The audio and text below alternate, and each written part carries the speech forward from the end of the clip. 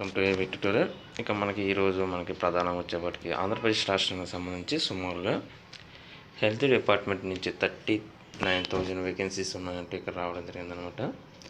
So ఇందులో ఇప్పటికే 27,000 vacancies అయితే ఫిల్ చేయడం జరిగింది. మిగిలిన ఈ యొక్క వేకెన్సీస్ అయితే ఏవైతే ఉన్నాయో ఇవన్నీ కూడా ఈ నెలాఖరుకు భర్తీ అంటూ ఈ యొక్క రాష్ట్ర సీఎం ఎవరైతే ఉన్నారో వారు ఆదేశాలు అయితే జారీ అవ్వడం జరిగిందనమాట. సో డాక్టర్లు నర్సులు లేరు అనే మాటలు వినిపించకూడదంటూ ఈయన అన్ని ఎక్కడైతే ఉన్నాయో హాస్పిటల్స్లో ఫుల్ వేకెన్సీస్కి సంబంధించి లిస్ట్ అయితే సేకరించడం జరిగింది. సో దీనికి సంబంధించి మొత్తం కూడా రిలీజ్ చేయడం జరుగుతుందన్నమాట. అదేవిధంగా గ్రామ వార్డు సచివాలయ ఉద్యోగులకు జూలై 1 నుంచి కొత్త జీతాలు, జూన్ 30లోగా కారుణ్య నియామకాలు, జగనన్న స్మార్ట్ కాలనీలో ప్రభుత్వ ఉద్యోగులకు రిబేట్స్ అంటూ కూడా ఇక్కడ రావడం జరిగిందనమాట. సో రాష్ట్ర వ్యాప్తంగా ఉన్నటువంటి ఈ యొక్క వైద్య ఆరోగ్య శాఖలు డాక్టర్ల సిబ్బంది సహా పెద్ద ఎత్తున నియామకాలు చేపడుతున్నామని రాష్ట్ర సీఎం అయితే చెప్పడం జరిగిందనమాట.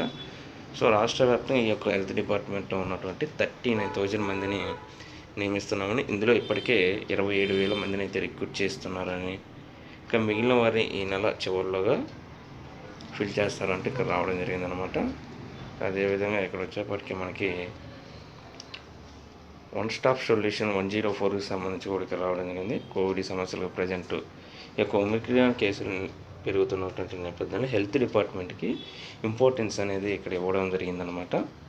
అదేవిధంగా జూన్ 30 నాటికి ఈ యొక్క గ్రామ వార్డు సచివాలయాలకు సంబంధించి ఎవరైతే ఉంటారో ఎంప్లాయీస్గా చేస్తున్న వాళ్ళు 2 years కంప్లీట్ అయిన వారికి ఈ యొక్క ప్రొబేషన్ అయితే డిక్లేర్ చేయనుంది రాష్ట్ర ప్రభుత్వం. దానికి సంబంధించి జూలై 1 నుంచి వీరికి కొత్త పిఆర్సీ మేరకు సవరించిన కొత్త జీతాలు వారికి అందాలి. మిగిలిపోయిన 25% ఉద్యోగులు కూడా ప్రొబేషన్ పరీక్షలు పూర్తి చేసేలా తగిన శిక్షణ ఇవ్వడం తదితర చర్యలు తీసుకోవాలంటూ ఇక్కడ రావడం జరిగిందన్నమాట. సో ఇది మనకు ప్రధానంగా ఈరోజు హెల్త్ డిపార్ట్మెంట్కి సంబంధించిన గ్రామ వార్డు సచివాలయ ఉద్యోగులకు సంబంధించి ప్రధానంగా అప్డేట్స్ అనమాట.